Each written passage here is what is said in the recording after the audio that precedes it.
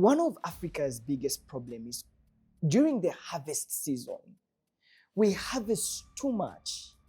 The cost goes significantly down, and sometimes we produce perishables. What can we do to improve, add value?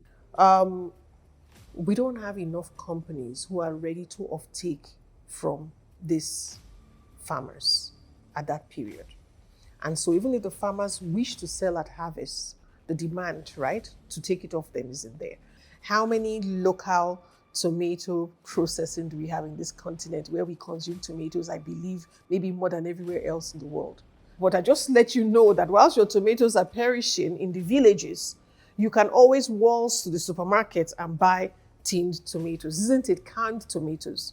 Why are we not canning those tomatoes that are getting wasted in the villages? But Adi, the question that just comes to me is, we know we need this thing, so what is the problem?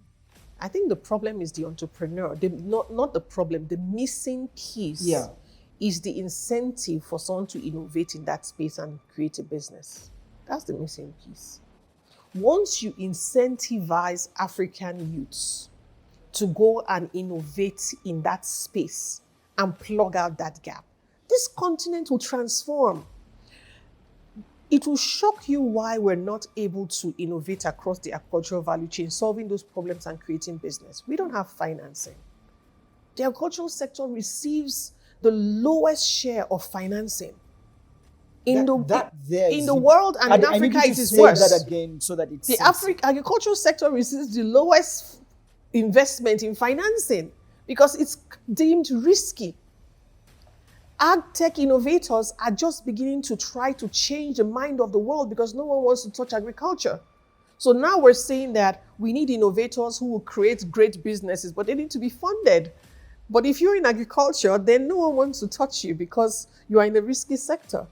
And once we say agriculture is risky, then we will continue to not have those businesses that are the connectors between what is perishing, cold storage, cold transportation chains, processing. Look, we have food in our hands. They are getting rotted at the farm gate.